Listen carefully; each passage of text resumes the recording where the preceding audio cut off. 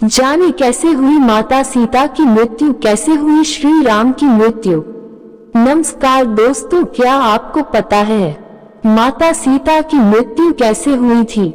कैसे हुई थी राम लक्ष्मण की मृत्यु? तो चलिए जानते हैं। श्री राम ने त्रेतायुग काल में भगवान विष्णु का अवतार लिया था। जैसा कि आपको ज्ञात होगा कि हिंदू धर्म के 3 भगवान हैं, ब्रह्मा, विष्णु, महेश। तीनों बहुत प्रसिद्ध माने गए हैं और विष्णु जी के अवतार का मनुष्य में जितना भी बाहर अवतार ग्रहण किया है, पूरे विश्व की अच्छाई के लिए किया है। सीता की धरती में समाने के बाद कैसा रहा श्री राम का जीवन? माता सीता का धरती में समा जाना।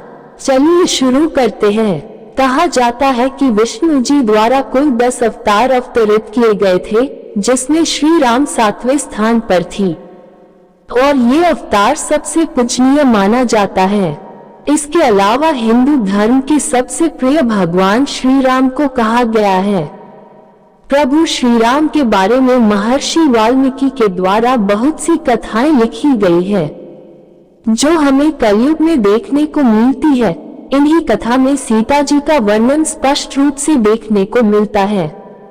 सीता जी की मृत्यु के संबंध में ये मत है कि उन्हें अपनी पवित्र होने की प्रामाणिकता को सिद्ध करना था और उन्होंने अपनी पवित्रता का प्रमाण भी दिया, जिसके बाद उन्होंने अपने पुत्र लव और कुश को प्रभु श्री राम को समर्पित कर दिया। इसके पश्चात वो बहुत आहत हुई और उन्होंने धरती मां को पुकारा। भरा सभा में सबकी आंखें फटी की फटी रह गई। जब धरती मां प्रकट हुई तत्पश्चात सीता जी ने उनसे कहा, मुझे आप अपने अंदर समा लीजिए, ले चलिए अपने साथ। और पल भर में ही सीता जी भूगर्भ हो गई। अपनी आंखों से ये दृश्य देख राम जी क्रोधित हो उठे। वहां सभा में बैठे सभी लोगों की आंखें नम थी। भगवान श्री राम को धरती लोक क्यों त्यागना पड़ा?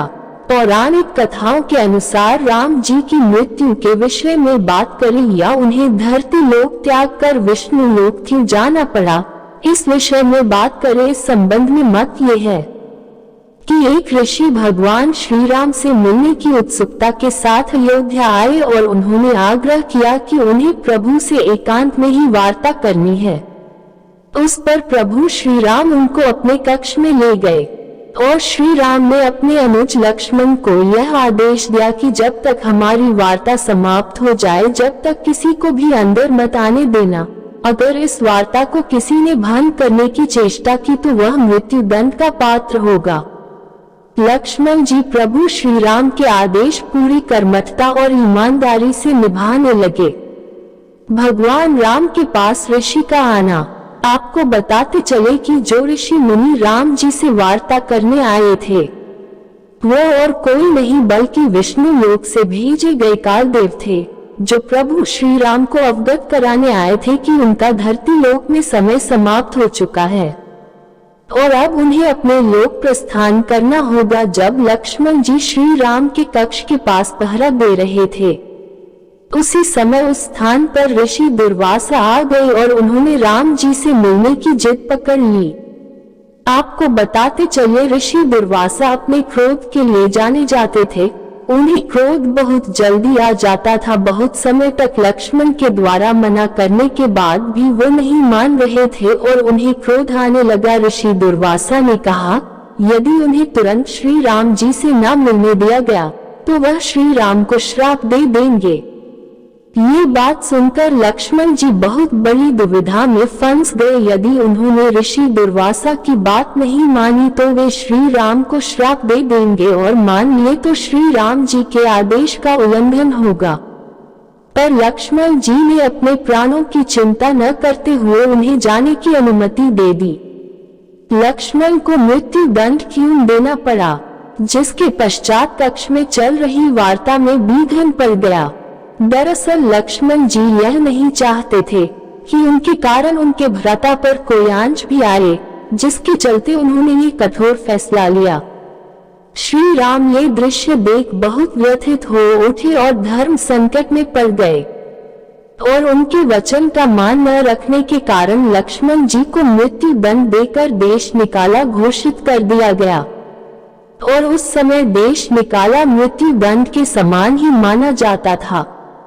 पर लक्ष्मण जी की अभी तक की यात्रा में लक्ष्मण जी ने श्री राम और माता सीता का साथ कभी भी नहीं छोड़ा, जिसके कारण उन्होंने इस धरती को त्याग करने का निर्णय ले लिया और उन्होंने सरयू नदी जाकर यह पुकार लगाई कि उन्हें इस संसार से मुक्ति चाहिए। उतना कहते हैं वे नदी के अंदर चले गए।